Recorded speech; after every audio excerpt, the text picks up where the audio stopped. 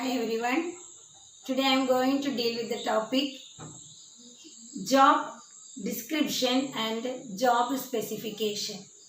In the last class we have discussed about job analysis and what are the methods applied in job analysis and what are the type of information collected during job analysis. And the first step of job analysis is collecting the information. We have collected information, various types of information, and the second step is job description and the third step is job specification. So first one is job description. Job description is a detailed written statement of job roles, duties and responsibilities, job title, job location, etc. That means all the information relating to a particular job, the name of the job and the location of the job, where the employee is to be posted, what all are the duties, responsibilities of the employee, etc. are written.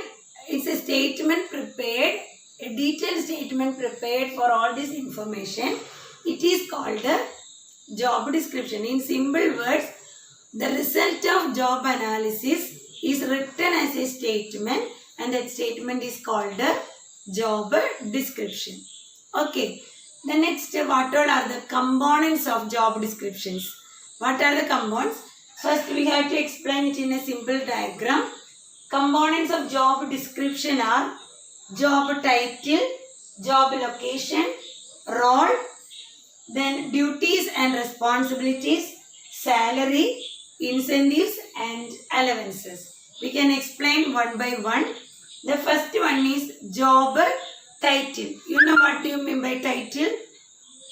Name. Okay. So job title, it is the name of the post vacant. If is a lecturer in commerce is required, so the title of the job is assistant professor in commerce. Okay.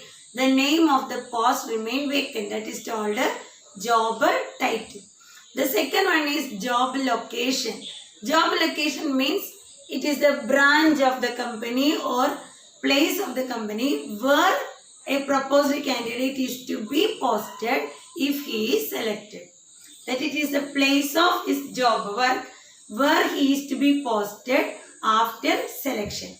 That is known as job location. Third one is role. Role means the arena of the organization or the place of work and how the duties and responsibilities have to be performed. That means it's a branch of the company and where, in which department or in which part of the organization, in which place of the organization he is worked in the post, or what all are the, how these duties and responsibilities are executed. Okay, that is termed as his role in the organization. The third one is duties and responsibilities. That you all know what do you mean by duties and responsibilities. All the job related activities should be clearly mentioned in the job description. All the job related activities of each worker is to be clearly mentioned in the accounts, and he must keep a record of the work done by each worker. That is termed as duties and responsibilities. Next one is salary. What do you mean by salary? Salary is a financial or monetary remuneration given by the employer to employee for the services rendered. Okay, it is that is in job description, the human resource manager must know what the proposed salary the company offer for that post. Okay, for the vacant post, what is the minimum salary offered by the company, and it may be negotiable or not. It may be fixed or negotiable. Okay. The next is incentives. Incentives are the commission, fees or any other remuneration received in addition to salary or wages. Incentives is a type of bonus or fees, commission, etc. received from the company in addition to salary or wages. then it should also mention in the job description. If any particular job has any commission or fees on the basis of the work, it should be clearly mentioned in the job description. The next is the allowances. Allowances means any amount regularly allowed by the employer in addition to salary. It is the amount allowed regularly. That's the meaning of allowance. For example, if the job require a number of traveling, okay, in such cases the employer provides traveling allowance to the employee, and some employer provides dearness allowance or DA for increasing the standard of living of the people. Okay, then in some cases HRA, house rent allowance, these are provided to employee for rented house. If the employee lives in a rented house due to his employment, the employer provides house rent allowance or HRA. So these are also, if there is such allowance is allowed for such a post, it should also be mentioned in the job description.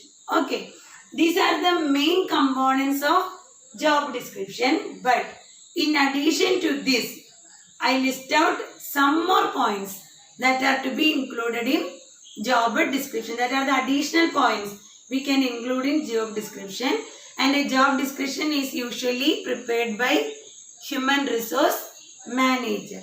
Okay, so the next additional point is degree of supervision. That means the degree of supervision required for each job should be clearly mentioned in the job description. Next, details of equipments, materials, machineries or tools required for a particular job should be maintained in job description.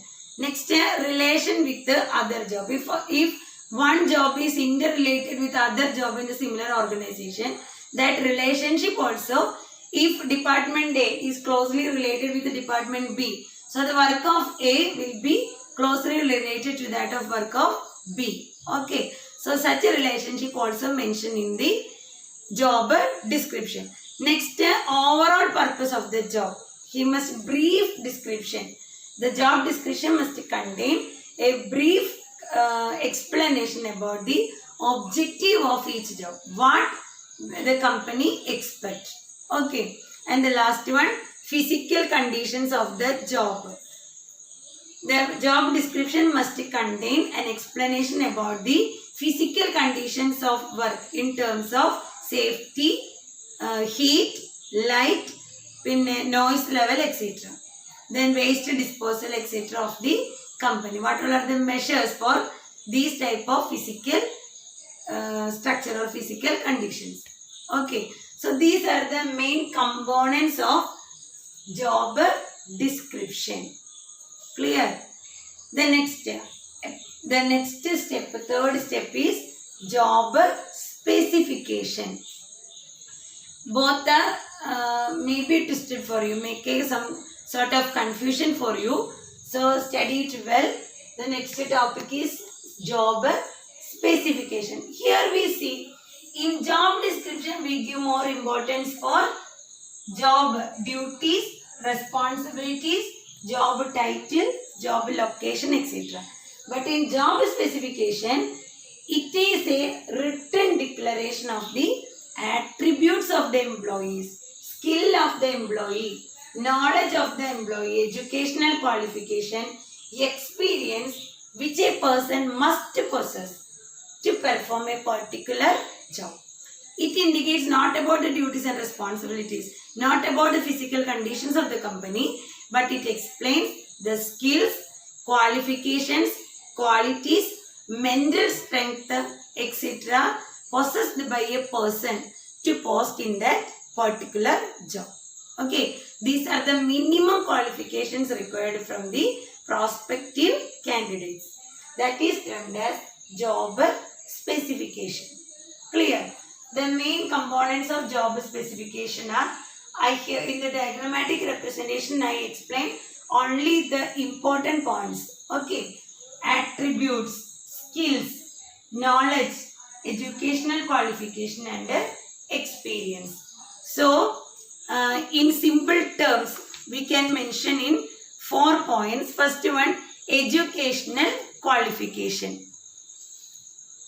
Educational qualification defines the minimum required requirements that a person must possess. It starts from his school education.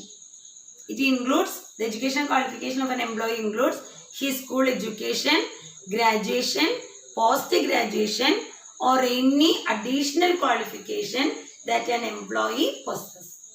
Okay, the second one is skill required.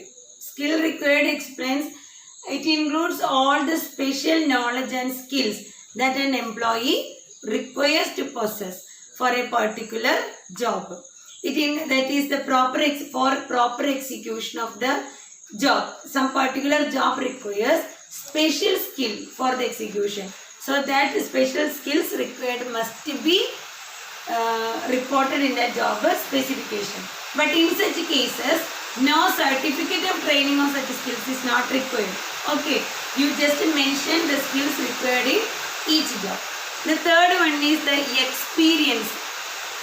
It includes the information regarding the work experience of each employee from the present employer as well as past employer. What is the total amount of work experience in that particular work? Then the last one, psychological features. Psychological features of an employee includes decision-making power.